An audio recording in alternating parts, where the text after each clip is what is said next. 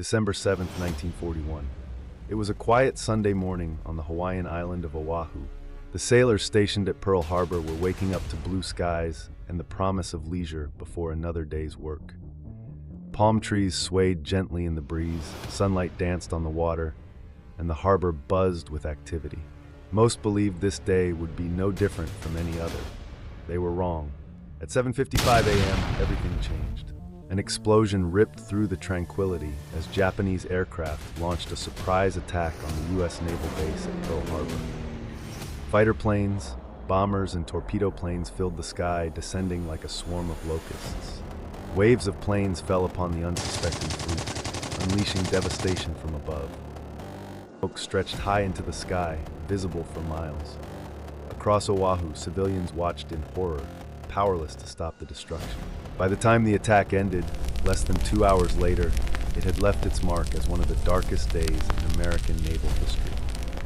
21 ships were damaged or destroyed, including 8 battleships. The death toll was staggering.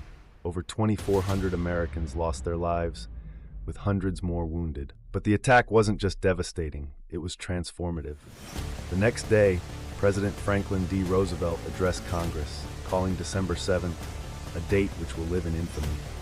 His words struck a chord with a stunned nation. Hours later, the United States declared war on Japan, catapulting the country into World War II.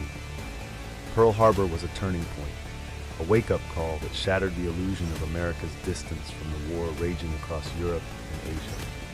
It ignited a surge of patriotism, but also profound sorrow, as families mourned the loved ones they'd never see again.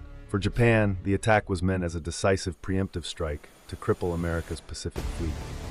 Instead, it galvanized a force unlike anything the world had seen.